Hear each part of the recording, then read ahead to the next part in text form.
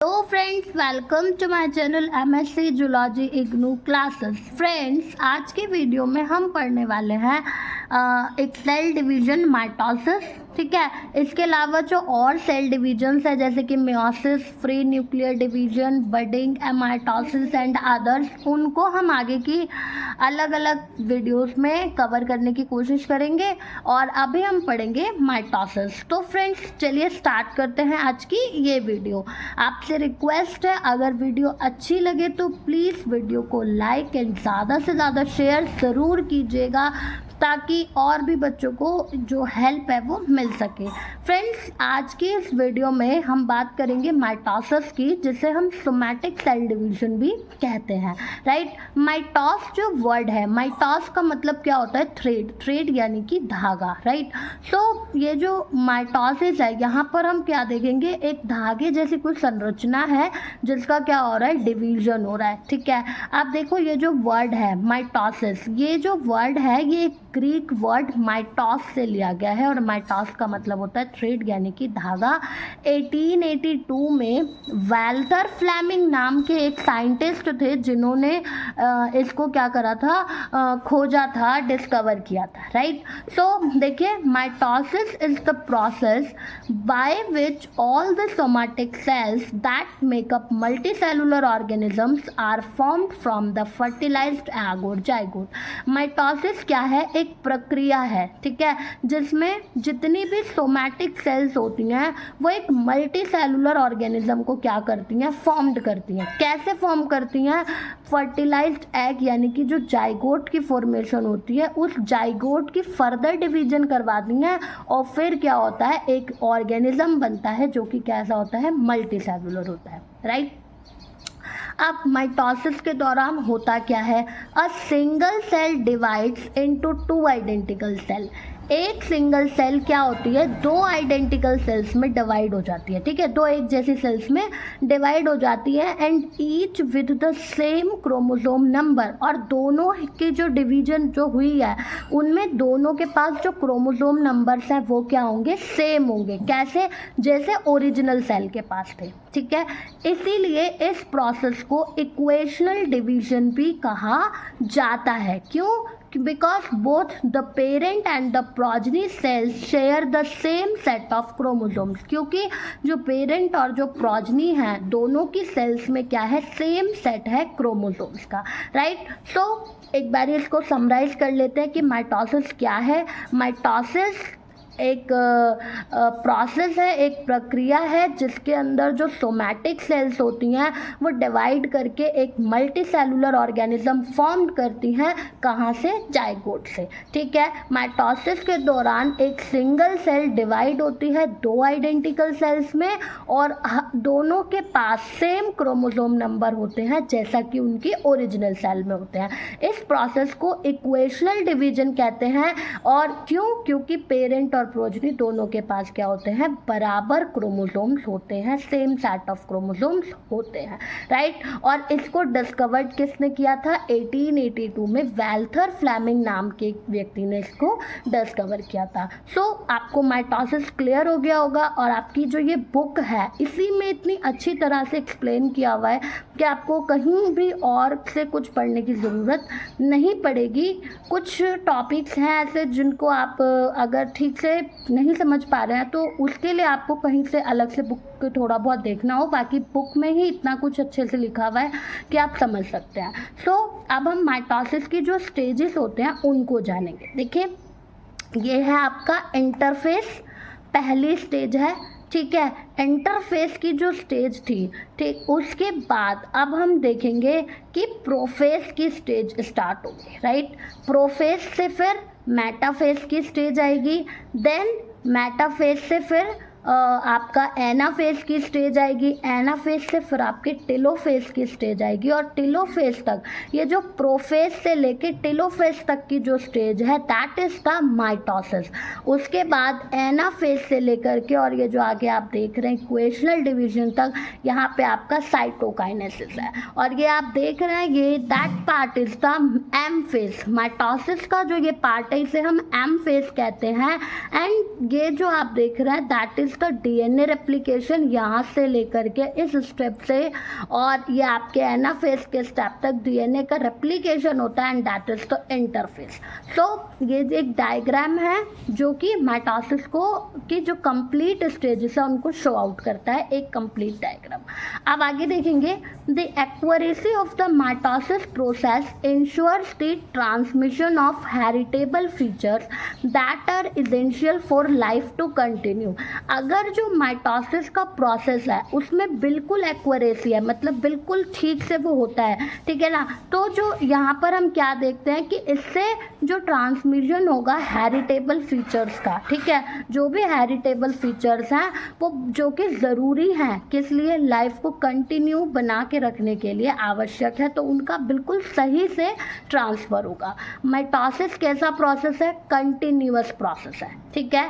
Fleming ने इसको discover किया था, किस में डिस्कवर किया था, ट्राइट्यूरस सैलामेंडर एनिमल सेल्स में, ठीक है। फ्लेमिंग ने ट्राइट्यूरस सैलामेंडर एनिमल सेल्स में 1875 में इसको क्या किया था, डिस्कवर किया था, ठीक है। The time it takes for mitotic cell division to occur ranges from 30 minutes to 3 hours, ठीक है। उन्होंने क्या देखा कि जो मेटाटिक की सेल डिवीजन है उसको होने में 30 मिनट से 3 घंटे तक का समय लगता है। डिपेंड किस पे करता है, ऑन द स्पीशीज, कि कैसी स्पीशीज है, टिश्यू टाइप, कैसा टिश्यू का टाइप है, टेम्परेचर क्या है और अदर थिंग्स, उन पर डिपेंड करता है कि मेटासिस में कितना टाइम लगेगा। तो आगे देखते हैं, ये जो फैक्टर्स थे आपके टेम्परेचर एंड इन सारे फैक्टर्स पर आपका जो माइटोसिस है वो डिपेंड करता है। Mitosis occurs in both somatic and germinal cells during the multiplicative phase of gametogenesis.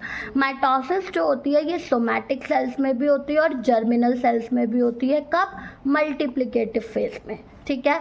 It also takes place in the apical meristem of the shoot. इसके अलावा ये जो एपिकल मेरिस्टेम है शूट में भी ये होता है। रूट की अपेक्स में जो पौधे की रूट्स होती हैं, जड़ें, वहाँ पर भी होती है माइटोसिस।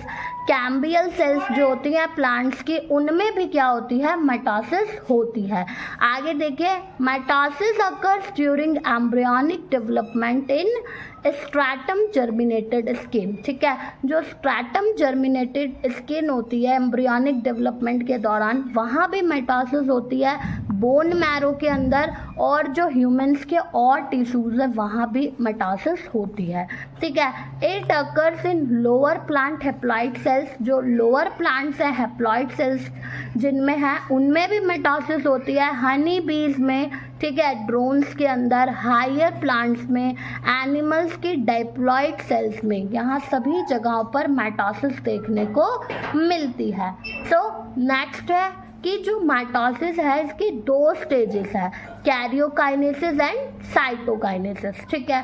कैरियोकाइनेसिस में क्या होता है, the process of karyokinesis involves the division of parental nuclei into 2 daughter nuclei.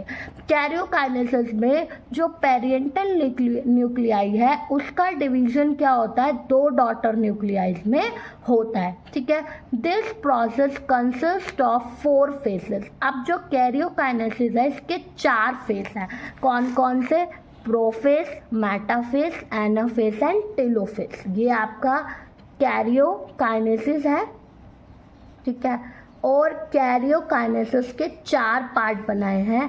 पहला पार्ट इसका हो गया प्रोफेज, दूसरा पार्ट हो गया मेटाफेज, ठीक है, तीसरा पार्ट हो गया एनाफेज और चौथा पार्ट हो गया टेलोफेज।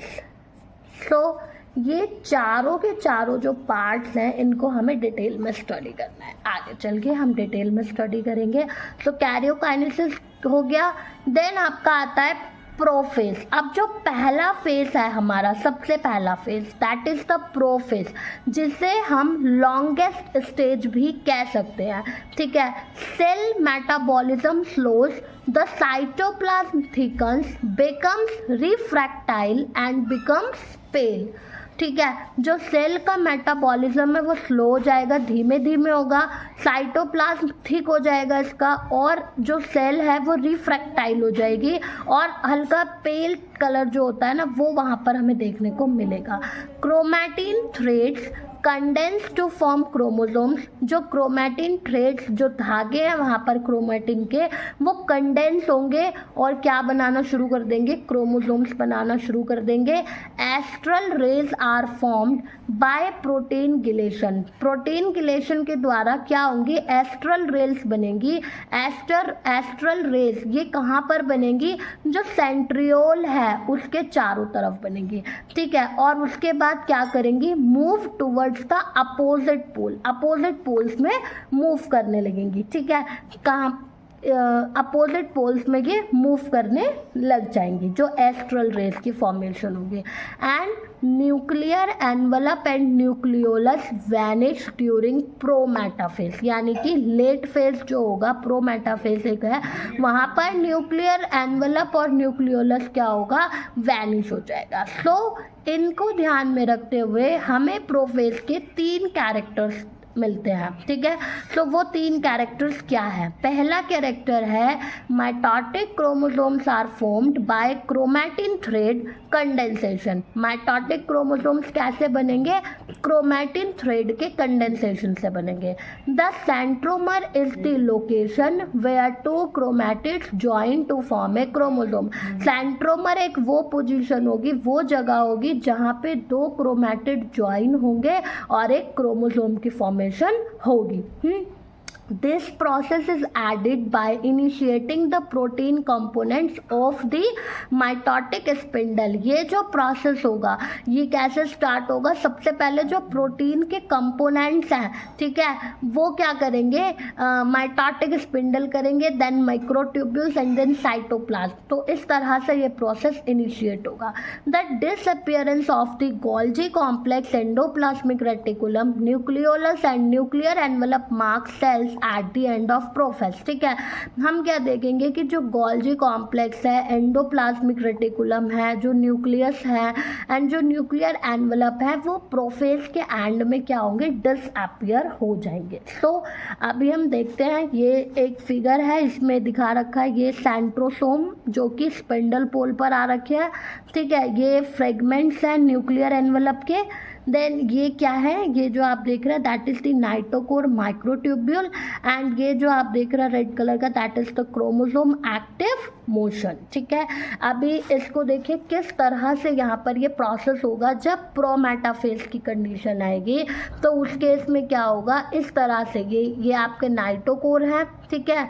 ये जो है ये आपकी इंटैक्ट न्यूक्लियर एनवलप है, ये सेंट्रोसोम है, and this is the forming mitotic spindle, ठीक है। ये जो है क्रोमोसोम क्या है, कंडेंसिंग, जो क्रोमोसोम कंडेंस्ड हो रहा है, कंडेंसिंग रेप्लिकेटेड क्रोमोसोम है ये, ठीक है। ये क्या है, कंडेंसिंग रेप्लिकेटेड क्रोमोसोम है and consisting of 2 sister chromatids. यहाँ पे 2 सिस्टर क्रोमैटिड्स की फॉर्मेशन होगी अलोंग देयर लेंथ, जैसे इस तरह से आप देख रहे हैं 2 सिस्टर क्रोमैटिड्स की यहाँ पे फॉर्मेशन हो रही है। सो ये है हमारा प्रोफेज का कंडीशन।